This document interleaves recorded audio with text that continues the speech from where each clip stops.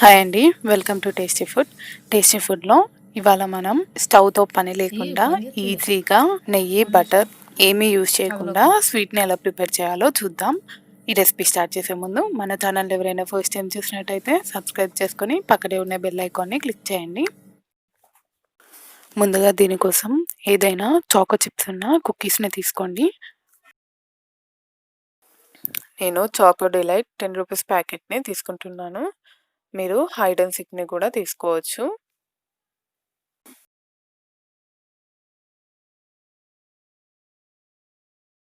ఇప్పుడు ఈ బిస్కెట్స్ అన్నిటిని చిన్న చిన్న పీసెస్గా కట్ చేసుకొని మిక్సీ జార్లో యాడ్ చేసుకోవాలి. ఇలా మనం చిన్న చిన్న ముక్కలుగా కట్ చేస్తే ఈజీగా బ్లెండ్ అయిపోతాయండి.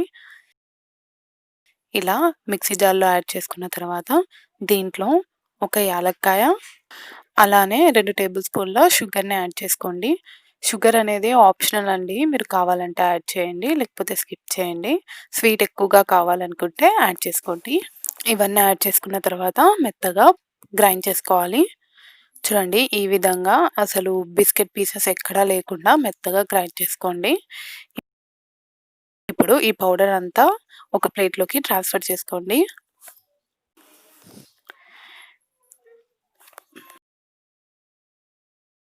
ఇప్పుడు దీంట్లోకి కొద్ది కొద్దిగా పాలను యాడ్ చేసుకోండి. కాచి చల్లార్చిన పాలైనా పర్లేదు, లేదా పచ్చి పాలైనా పర్లేదు, కానీ యాడ్ చేసుకునే ముందు ఫ్రిడ్జ్లో పెట్టుకొని కొంచెం కూల్గా ఉన్న పాలని యాడ్ చేసుకొని మొత్తం ముద్దలాగా కలుపుకోవాలి.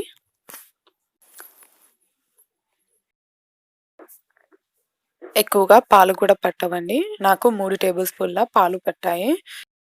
పిండి ముద్దని ప్రెస్ చేస్తూ కలిపామంటే దాంట్లో ఉన్న నెయ్యి బయటకు వచ్చేస్తుంది.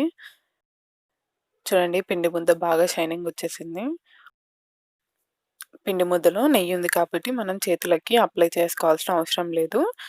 దీన్ని చిన్న చిన్న ముద్దలుగా తీసుకొని రౌండ్గా బాల్స్ లాగా చేసుకొని 2 చేతుల మధ్యలో పెట్టుకొని ప్రెస్ చేసుకొని షేప్ చేస్తున్నానండి.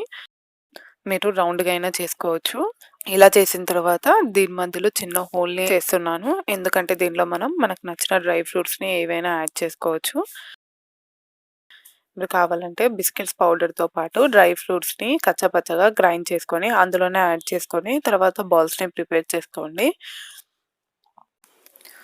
ఇదే విధంగా మిగిలిన పిండి ముద్దతో కూడా చేసుకుంటున్నాను.